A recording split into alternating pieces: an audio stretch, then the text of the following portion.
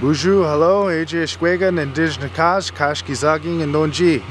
My name is AJ Squega, and I come from Gull Bay First Nation.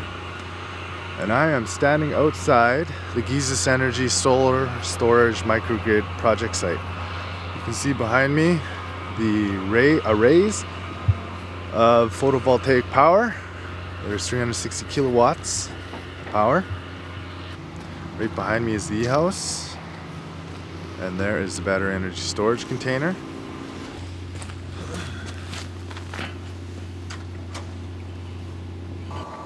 Gull Bay is located 2 hours north of Thunder Bay in Ontario, Canada. And it's an Ojibwe nation, Anishinaabe people. And we have been here since time immemorial, using the natural resources in a sustainable way to help feed, shelter, and sustain our people. I am my community's Microgrids Energy Projects Coordinator, and I was the champion behind the Gwich'in Energy Solar Storage Microgrid facility here. We have now currently 360 kilowatts of solar power powering the community on sunny days. The whole community, my whole community now runs on clean energy once the sun is shining enough. You know, it's a game changer for my community, and it's also a game changer for Canada. What makes this such a historical event is that we are the very first in Canada to combine solar energy and battery storage integrated with the diesel generation. It's a model that can be replicated in other Indigenous communities, big or small. It's tested and proven here to work and function. It replaces only about 25% right now.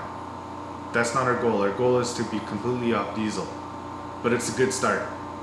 It's our way to offset diesel use. It's our way to combat climate change. It's our way to secure the future for our next generation. It's a revenue stream. It's a capacity building project. It trained, employed several of our community members through the different development stages of the project, including myself, as well as, you know, construction laborers, solar installers, operators, in several functions of this microgrid facility. Maintenance, cleaning the grounds, cleaning off the solar panels. These are all good, meaningful employment now. We can say that we're working towards a clean future for our people. Microgrids, you translate that, it's an Ojibwe word, it's the power man. And that's the title I hold currently, and I take wholeheartedly. And I think about, you know, the energies that we use on a daily basis. How can we use it in a cleaner, more sustainable way? That ties into our natural environment. That ties in also to our human energy, how we treat people, how we treat the environment, and how we think about our future generations. This is our first step in a clean energy world for my community. We are now transitioning off of fossil fuel-based energy to clean renewable.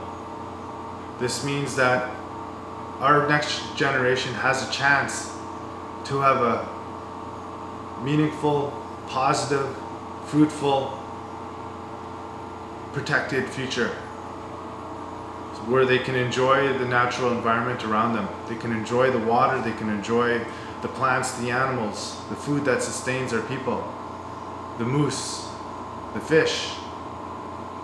This is our way to protect their lives, to protect the ecosystems. We don't ever want to damage an environment where it'll cause harm and put our future generation at risk.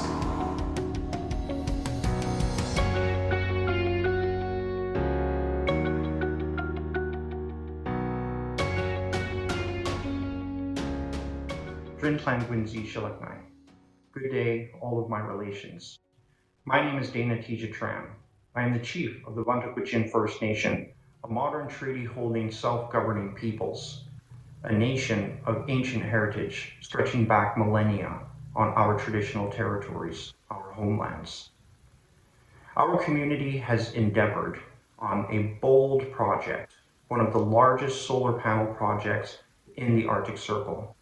A small village of 250 people, 80 miles north of the Arctic Circle in the Yukon within Canada, 60 miles east of the Alaska border, have created a solar panel array, over 2,100 bifacial panels, tied to a microgrid system, now satisfying 1/4 of my community's energy needs.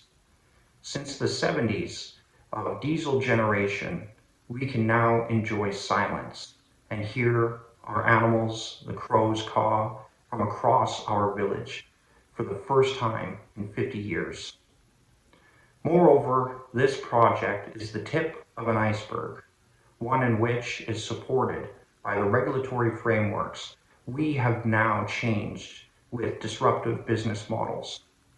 Our government has now created the template of documents through negotiations with our utility, a local utility, to create the first electricity purchase agreement and independent power producing frameworks of their kind.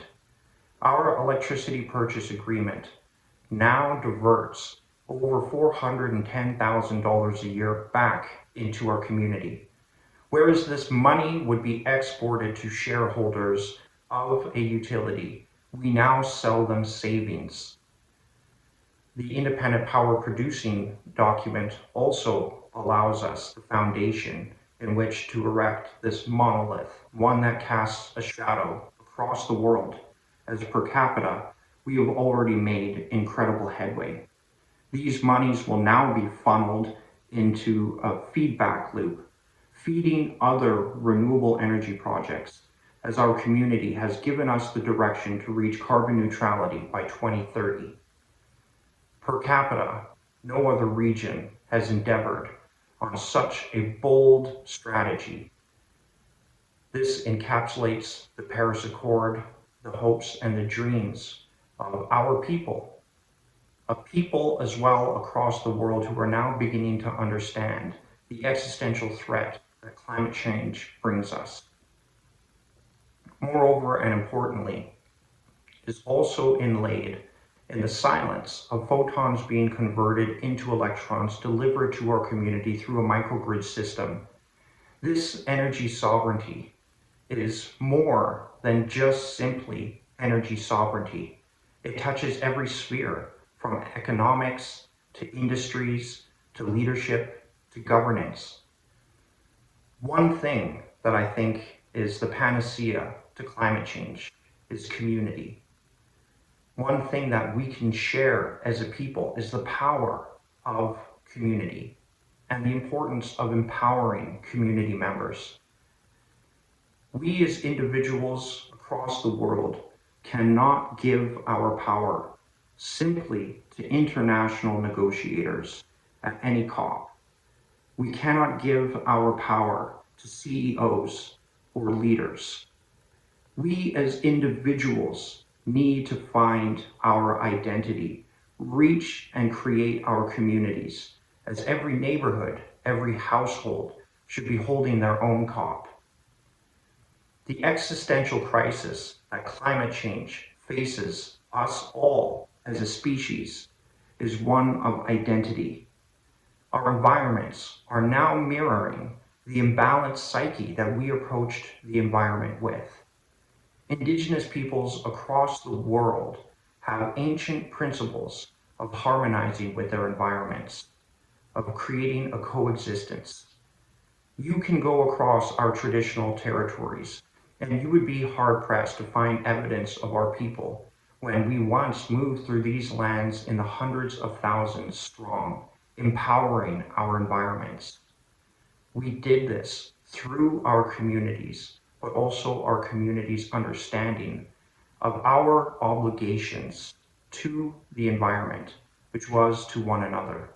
Our identities intrinsically tied with the land, as the land is the ultimate technology. Nothing that man has created has yet achieved the renewability or the precipice of complexity practiced so elegantly. And what nature teaches us is the power of banking on diversity and rewarding cooperation. If my small community can make such leaps and bounds, any community can do this. Through self-governance, we have been afforded the staunch democratic mechanisms in which to discern through the ether and ambiguity of these solutions a reality that we are now sharing across the country of Canada and with the world. The microgrid system and our solar array is far more than that. As stronger than any of my words is the silence of our solar panel array converting photons to electrons and delivering them through our small, humble community. As a people of the land, we bring forward the teachings of the land and the animals.